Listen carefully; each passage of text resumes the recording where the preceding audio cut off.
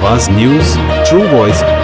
आदाब नाज़रीन, आवाज़ न्यूज चैनल पर आपको खुशामदीद। भद्राद्री कोत्तागुड़म जिले में सीताराम प्रोजेक्ट के मामले पर सियासी तनाज़ा शिद्दत इख्तियार कर गया है। बीआरएस पार्टी ने हुकूमत पर किसानों से नाइंसाफी का इल्ज़ाम लगाते हुए जून की 30 तारीख को कोत्तागुड़म में कांग्रेस पार्टी के लिए पिंड प्रधान प्रोग्राम मुनक्किद करने का ऐलान किया है। पार्टी कायदीन ने किसानों और आवाम से बड़ी तादाद में इस एहतजाज में शामिल होने की अपील की। పూసుగూడెంలో ఏదైతే నిర్మించారో అక్కడికి పాల్వంచ పట్టణం మండలంలో ఉన్నటువంటి రైతులు మరియు బీఆర్ఎస్ పార్టీ నాయకులు కార్యకర్తలు అందరూ పూసుగూడెం కార్యక్రమంలో పాల్గొనాలని అక్కడ కాంగ్రెస్ పార్టీకి పిండ ప్రధాన కార్యక్రమం కోసం రేఖా కాంతారావు గారు పిలుపునిచ్చారు. ఆయన జిల్లా పార్టీ అధ్యక్షులు వారి ఆదేశాల ప్రకారం ఇక్కడి నుంచి పాల్వంచ పట్టణం మండలం నుంచి అధిక సంఖ్యలో తరలి రావాలని కోరుచున్నాను. ముఖ్యంగా గత బీఆర్ఎస్ ప్రభుత్వంలో అమ్మగారిపల్లి వద్ద భద్రాద్రి కొత్తగూడెం జిల్లా రైతులకు సాగునీరు అందించాలనే లక్ష్యంతో గౌరవ కేసీఆర్ గారు 18,000 కోట్ల రూపాయలతో సీతారామ ప్రాజెక్టు నిర్మాణం తలపెట్టారు.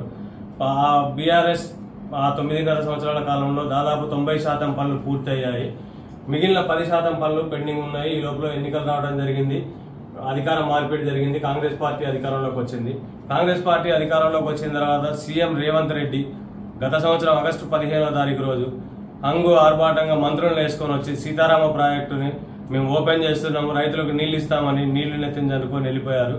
కానీ దురదృష్టం ఏంటంటే భద్రాద్రి కొత్తగూడెం జిల్లా రైతులకి ఇప్పుడున్నటువంటి ఉమ్మడి ఖమ్మం జిల్లాలో 3 మంత్రులు కూడా, ఒక ఆయన పాలేరు, ఒక ఆయన ఖమ్మం, ఒక ఆయన మధిర, ఈ 3 మంత్రులు కూడా ఆ జిల్లాలో ఉండటం వల్ల భద్రాద్రి కొత్తగూడెం జిల్లాలో నిర్మించిన సీతారామ ప్రాజెక్టు నీళ్ళని భద్రాద్రి కొత్తగూడెం జిల్లా రైతులకు ఇవ్వకుండా ఖమ్మం జిల్లాకి తరలించుకుపోవాలని ప్రయత్నం చేస్తూ ఖమ్మం జిల్లాకి తరలించుకెళ్తున్నారు.